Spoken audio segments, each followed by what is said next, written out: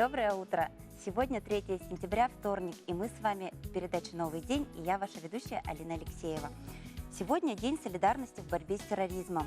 Этот день был установлен после трагических происшествий в Беслане в сентябре, и мы сегодня должны обязательно вспомнить об этом, ценить мирное небо над головой и обязательно проводить профилактическую беседу и со своими детьми, и со своими знакомыми, и не забывать о том, что и такое происходит. Также 3 сентября ознаменовано днем открытия уникальности ДНК.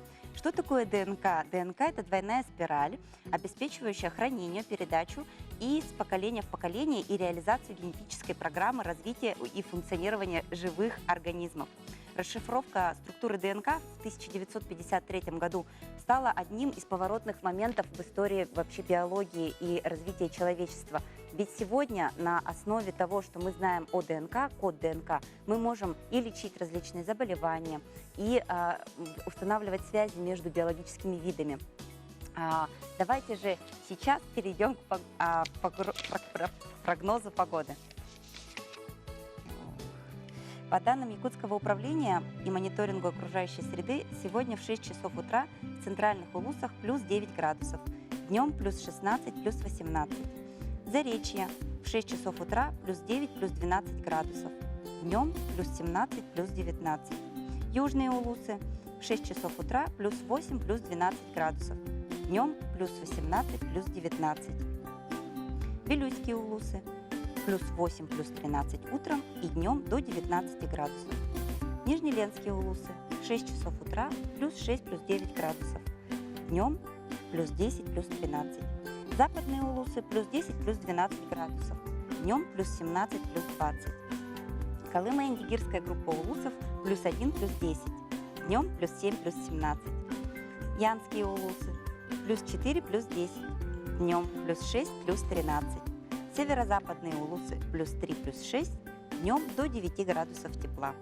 В Якутске в 6 часов утра температура воздуха составила 5 градусов. Атмосферное давление 746 миллиметров ртутного столба. Ветер юго-восточный 2,7 метров в секунду. Днем ожидается плюс 16, плюс 18 градусов. Сегодня днем ожидается кратковременный дождь.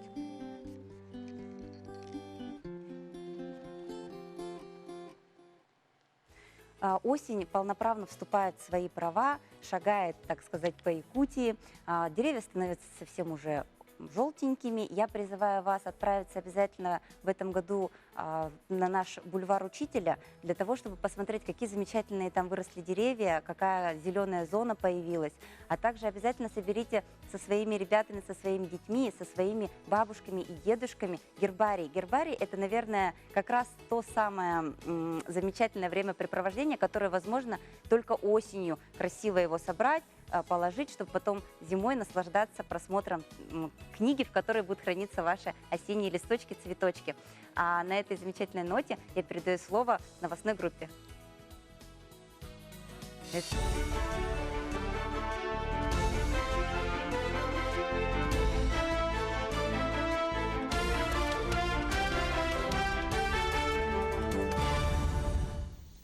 Мы продолжаем эфир нашего телеканала выпуском новостей. В студии Василий Раченко. Доброе утро. По данным организаторов, Восточный экономический форум в этом году ожидает больше гостей, чем в прошлые. В 2018-м его посетили 6 тысяч делегатов и более 1350 представителей СМИ из 60 государств. На ВЭФ 2019 ожидают свыше 8200 человек. По заявлению федеральных властей, с каждым годом растет и уровень подготовленных презентаций, а также выставки «Улица Дальнего Востока». Напомню, что на ней свои павильоны откроют и якутские производители под брендом «Сделано в Якутии». Свои проекты покажут и наши IT-компании. Основное прибытие гостей ожидается сегодня, а старт площадкам будет дан завтра, 4 августа. Перейдем к теме образования в нашем регионе. Студенты среднепрофессиональных учреждений смогут получить необходимые знания на месте, где развита и востребована их специальность. Пилотная апробация проекта «Сетевая программа» внедрена с этого учебного года в нескольких среднепрофессиональных учреждениях республики. В него вошли 5 специальностей, а именно монтажник трубопроводов, сварщик, ремонтник горного оборудования, техническое обслуживание автотранспорта и сварочное производство. Так, к примеру, студенты Якутского индустриально-педагогического колледжа по специальности сварочное производство в этом году будут учиться в Якутске, а уже в следующем отправятся по обмену опытом в Валданский политехнический техникум. Добавлю, что в 48 якутских СУЗах сегодня обучают 23 тысячи человек, треть из которых первокурсники. Учреждения профессиональной образовательной организации, колледжи, техникумы, лицеи, они вот в рамках 2019-2020 учебного года и 2020-2021 первой половины, то есть в следующем календарном году, они полностью 100% будут вовлечены в цифровую образовательную среду. Это нам позволит использовать больше механизмы сетевого обучения. И также изменением этого года это будет то, что у нас 7 команд колледжей, техникумов республики прошли в течение прошлого года подготовку. И у нас запускаются с 1 сентября так называемые флагманские программы. То есть это подготовка под ряд отраслей, прежде всего промышленности. А накануне в Якутии стартовал экологический марафон «Чистые берега Дальнего Востока». Он проходит в рамках всероссийской экологической акции «Вода России» и продлится до 8 числа месяца. В прошлом году во всероссийской акции наш регион занял лидирующее место по количеству участников, собрав свыше 117 тысяч якутян по всей республике. В данной акции у нас планируется участие больше 1000 человек, то, что мы запланировали. Но мы, конечно же, уверены, что за эту неделю участниками акции будет гораздо больше наших жителей. Также приглашаем всех принять активное участие. Вы можете обратиться в администрации своих населенных пунктов для того, чтобы или самим определить те берега водных объектов, где бы вы хотели провести данную экологическую акцию. Также наши территориальные подразделения в районах республики тоже будут контролировать проведение данной акции. Не сидят без дела и грибники. После дождей люди массово принялись выезжать в лес, чтобы успеть запасти нужное количество на зиму. Однако многие забывают про основные правила. Не все съедобные грибы безопасны, а соседство с ядовитыми грибами вредно. В Якутии насчитывается около 90 видов съедобных грибов. Говоря о местах, столичные грибники выбирают район птицефабрики, также вдоль Вилюйского и Маганского трактов, окраины леса поселка Владимировка. В этом году лесной урожай на редкость богат, и мало кто-то возвращается с пустыми руками, а далее делятся в соцсетях фотографиями и секретами приготовления блюд. Да, люди путают эту белую поганку с этим шампиньоном. Шампиньон, в отличие от них, пластинка всегда коричневая. Так, а у молодых она розоватая оттенок имеет. Так, да? Да, вот этим отличается. На этом у меня пока вся информация. Спасибо за внимание и хорошего вам дня.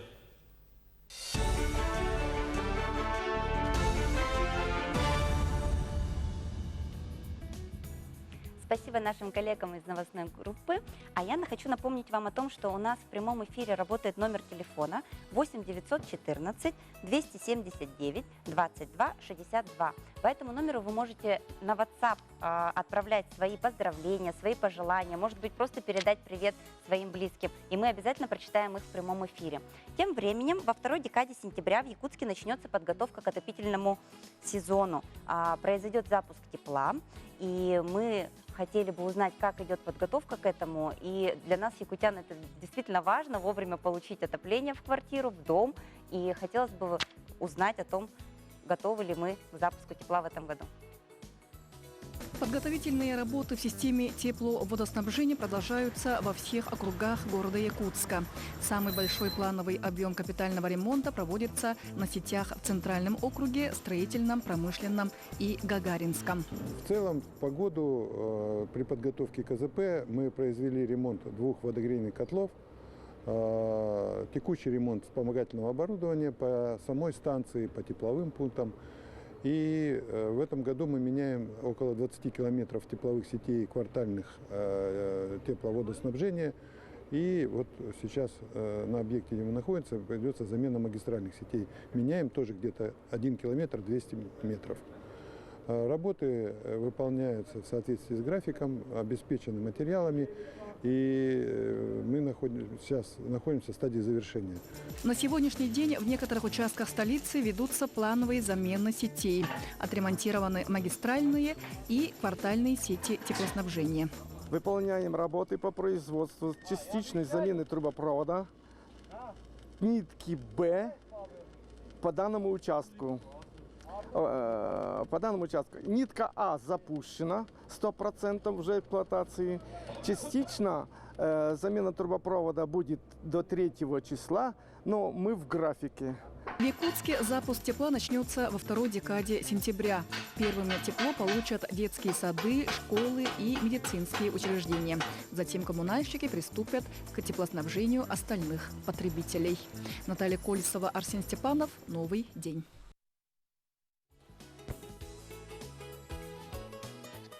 Спасибо большое нашим коллегам о том, что так подробно рассказали о подготовке к отопительному сезону.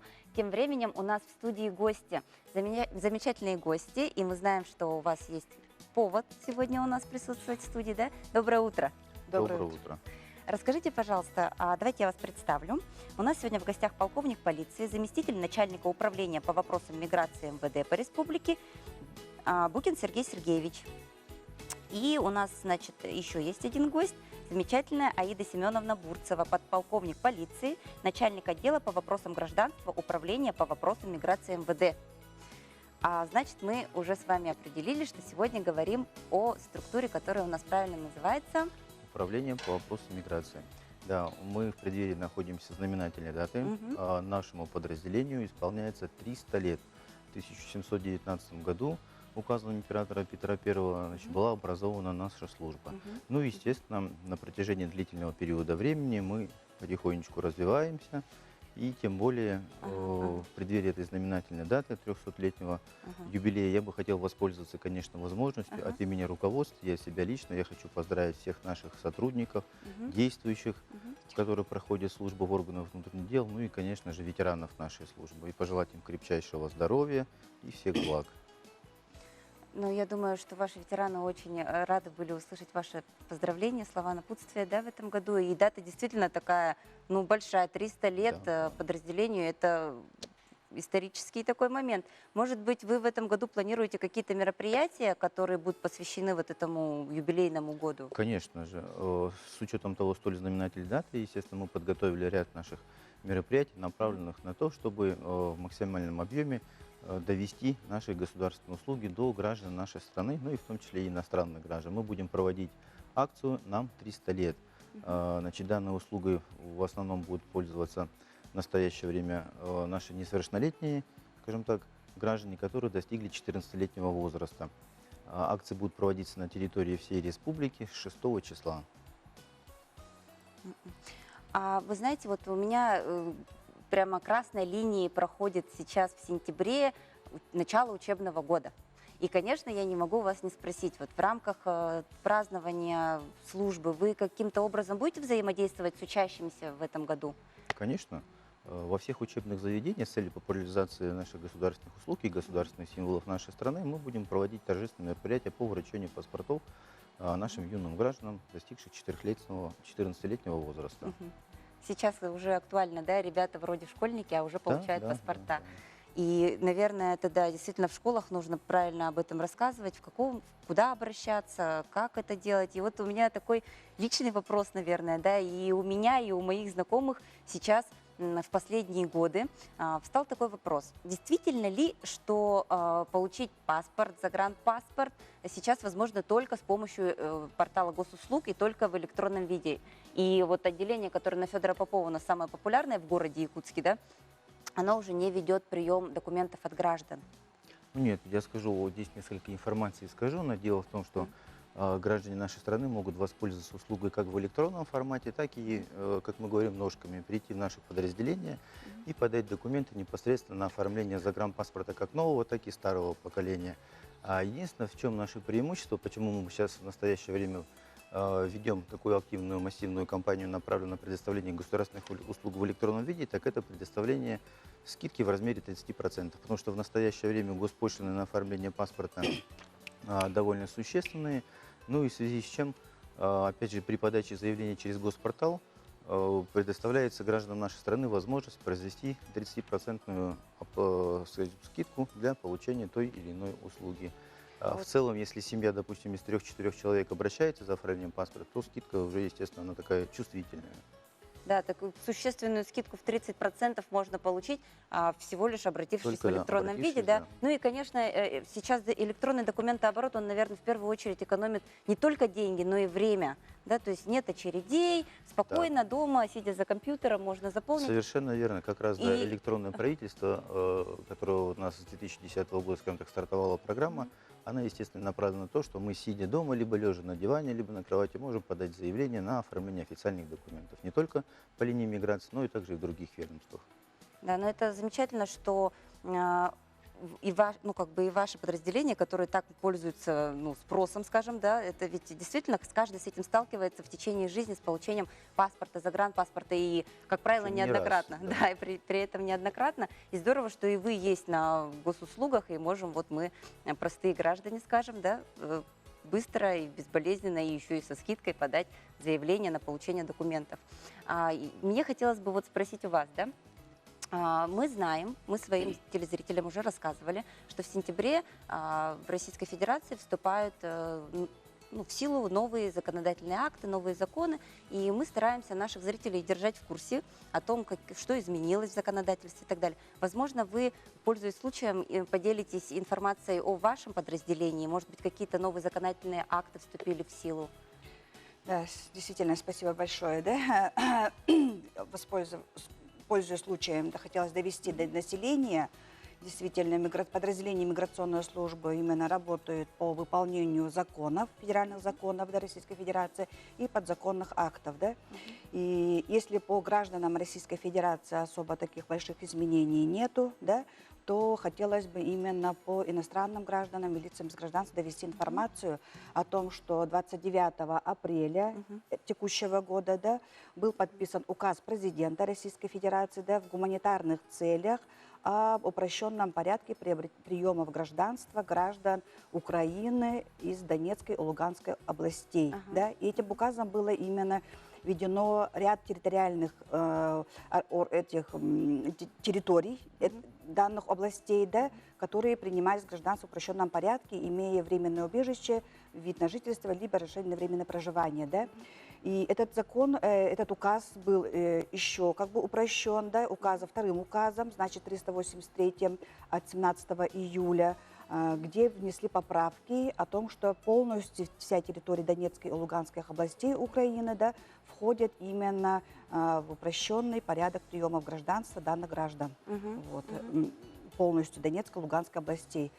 И также еще хотелось бы именно довести информацию для граждан, да, иностранных граждан, лиц без гражданства, о том, что с 1 ноября текущего года вступает в силу федеральный закон, который вносит именно бессрочный срок действия видов на жительство. И этим еще также увеличивается госпошлина на виды на жительство. Если на сегодняшний день это 3500 было, то с 1 ноября это будет уже 5000 рублей госпошлина на получение вида на жительство. Ага, значит, мы сейчас призываем наших телезрителей успевать, да? До 1 ноября. Ну, вообще еще 2 месяца у нас впереди.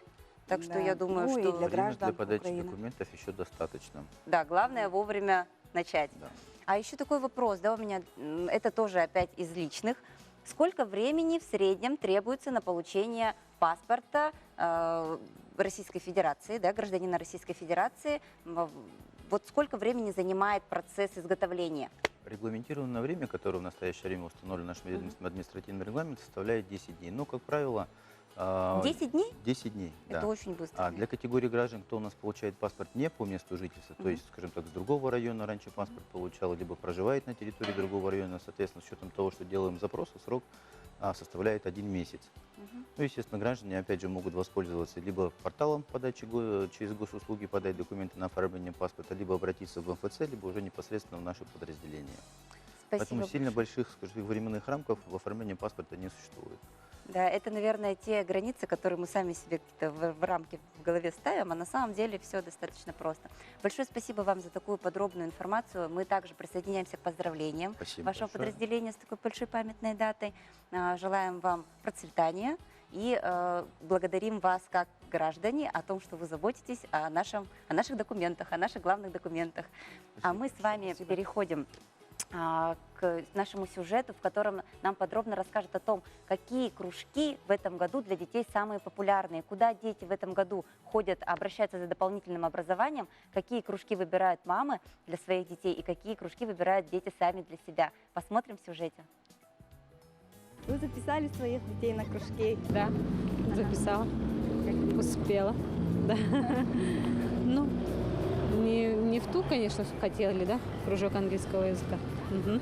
Ну, в принципе, по интересам. Угу. Ну, они ежегодно ходят на кружки. Это очень полезно. На какие? По интересам? По интересам? Ну, вот Матвею всегда интересно было, да, лего-конструирование. В Иглане интересна была история. Она пойдет на кружок по истории. Ну, и спортивные, конечно же, секции, да. И вот средняя дочь, она любит рисовать. Так будет рисовать, а также на кружок танцевальный мы записали. Ага. Вы онлайном пользуетесь или да? В этом году впервые мне было удобно онлайн. Угу. Ну вот я как бы с утра на работе была, поэтому не успевала, да, анкету подать. Поэтому онлайн очень быстро мы успели записаться. Особо не ходила, если честно, в кружки. В детский сад, в школу, все. Танцевальные, еще музыкальные ходила, музыкальные, класс аккордеон, еще на шитье ходила. Ну, в принципе, во всех ходила, по сути. А успевали, да? Да, успевала, отличницей была. Танцевала.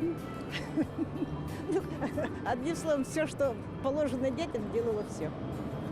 А вот эти кружки помогали вам, да, в Очень. Я считаю, что они очень помогли. Потому что спортивная гимнастика, видите, я хожу не совсем молоденькая, но все равно, так сказать, дает это задор, энергию. А музыкальная школа, ну, сами понимаете, я немножко хоть разбираюсь в какой-то музыке. То есть не разбираюсь, по крайней мере, слушаю. Ага. Не только современную, но и классику. У нас пришло наконец-то сообщение с поздравлением на наш WhatsApp номер, и хотелось бы его зачитать. С добрым утром! Хочу поздравить свою маму Гоголеву Анастасию Тимофеевну с днем рождения. Видимо, ваша дочка отправляет, потому что тут на аватарке какая-то очень примилая девушка. Не забывайте, пожалуйста, отправлять сообщения. Мне всегда очень приятно поздравлять ваших близких с такими замечательными днями рождения, например, или просто с пожеланиями хорошего дня. А у нас следующий сюжет, и в этом сюжете мы с вами поговорим о птицах. Казалось бы, что интересного можно узнать о птицах в самую раннюю рань? А интересного очень много. И сегодня мы поговорим о том, как птицы из дикой природы переехали в города. И не просто в города, а в аэропорты. Вы знаете, что в аэропортах есть специальный человек, специально обученный человек, который следит за тем, чтобы птицы не гнездились там и не попадали в какие-то передряги, связанные с авиаторами. Посмотрим в сюжете, как это сейчас происходит в мире. Всего в российском госреестре значится 241 аэродром. Из них только 10-15% имеют в своем штате специалистов по орнитологическому обеспечению безопасности полетов. Основной документ в этой сфере был создан еще 30 лет назад и с тех пор не менялся, хотя за это время появилось очень много различных специализированных средств отпугивания птиц. Международная организация гражданской авиации ежегодно регистрирует около 5500 столкновений воздушных судов с птицами. Ведь аэродромное поле всегда имеет хороший травяной покров, а это источник еды для птиц. Летом над нагретым бетонным покрытием взлетно-посадочной полосы пернатые ловят летающих насекомых. Появлению птиц вблизи аэропортов также способствует и сам человек, создавая свалки мусора. Мало убрать свалки поблизости с аэропортами, недостаточно бывает и традиционных информационных средств защиты, такие как громкие звуки. Поведение птиц вообще крайне сложно предугадать. Иногда в районе аэропортов у них проходят миграционные пути, и они там попросту отдыхают. И если прибавить к этому появление на свет молодого неопытного поколения птиц, то риск столкновения повышается. Поэтому актуальным остается изучать птиц и разрабатывать все новые средства защиты, пишет «Российская газета».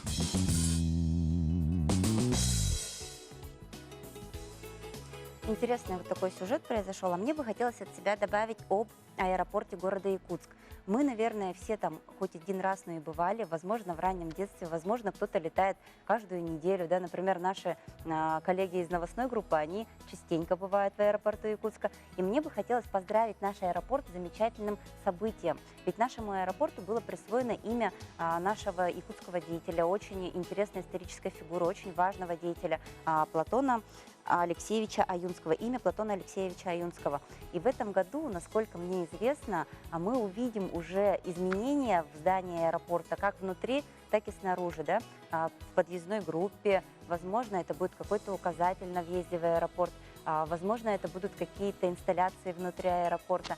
И мне бы очень хотелось уже поскорее приехать в аэропорт и увидеть новое лицо Платона Алексеевича Аюнского, и как это вообще можно вписать. Вот казалось бы, да, сейчас ведь присваивают по всей России, это такая вот тенденция, такая акция, когда каждому аэропорту присваивают имя какого-то деятеля. И было большое всенародное голосование, всероссийское голосование, да, и вот нашему аэропорту якутскому присвоили имя именно Платона Алексеевича Аюнского. Я знаю, что команда аэропорта сейчас вовсю готовится к тому, чтобы привнести вот образ Аюнского в здание аэропорта. И это, мне кажется, очень интересно. А еще не так давно я узнала факт о нашем якутском аэропорте, что голова орла, которую мы видим со стороны вот подъездной зоны, да, она, оказывается, символизирует то, что само здание аэропорта это и есть птица. И если посмотреть на эту голову сбоку, то мы можем увидеть такие выемки у орла еще с двух сторон. То есть это трехглавый орел, который уносит нас с вами из республики для познания, для знаний. Так же, как Платон Алексеевич в своих трудах говорил о том, что в первую очередь знание – это сила, и что нужно расширять свой кругозор. И мы надеемся, что в нашей утренней программе мы также даем вам интересные факты, желаем вам хорошего дня и всегда учиться. Наверное, это наше главное пожелание на сегодняшний день. До встречи!